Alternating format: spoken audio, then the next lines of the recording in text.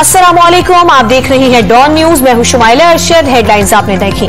Additional chief secretary Punjab Zafar Nasrullah को ओहदे से हटा दिया गया है। इसकी वजूहात मालूम करेंगे डॉन न्यूज के नुमाइंदे अली वकार से। अली, इनके खिलाफ क्या शिकायत थी?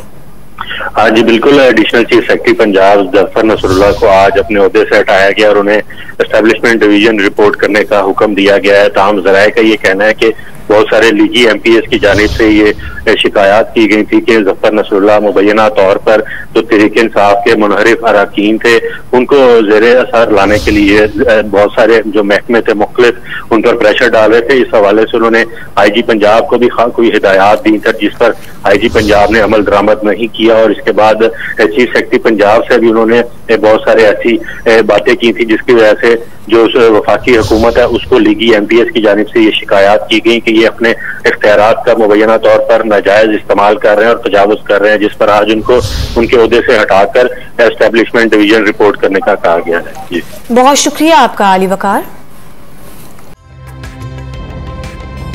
ताज़ा तरीन वीडियोस के लिए हमारा YouTube चैनल सब्सक्राइब करके बेल आइकन प्रेस करिए ताकि आपको मिले हर अपडेट सबसे पहले।